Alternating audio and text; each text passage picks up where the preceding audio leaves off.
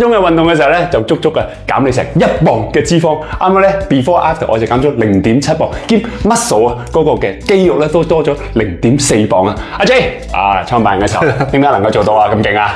冇嗱，身後咧，其實阿 Aaron 咧一定要去游微電流。微電流咧第一 part 係去幫你去加強個脂肪嗰個使用啦、用量啦，即係呢個第一。咁第二咧，我哋仲要過多一個地方咧，就係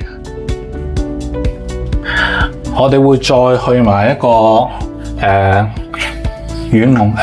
全憑紅外線，咁啊有埋個紅外線咁。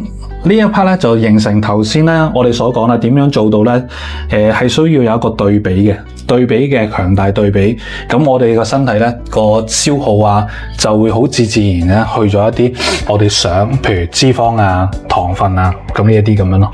好哇！啱啱咧你睇到呢個 video 啦，啱啱我爆晒汗，就激烈地做咗20分鐘。多謝阿 J 嘅指導啦，再加埋20分鐘嘅 infrared sauna 甚至哇咁啊，真係強烈對比入邊瞓着覺咁滯啊！咁啊，最 before after 叫我咧喺個長嘅 Facebook 嘅 live 片嘅時候咧能見到啦。最長。大家記住啊，就阿 J 嘅時候咧，想大家真係嚟20分鐘能夠減成磅嘅脂肪啊！記得揾阿 J 啦，一堂好平喎，你跟呢個 fans 5嚿水有找添。兼啊，佢諗住開3000間分店啦，咁啊開多啲分店投資嘅時候啦，亦都可以揾佢合作呢個好嘅生意嚟嘅。好啦，好，大家有咩揾阿 J 啦，拜拜，拜拜。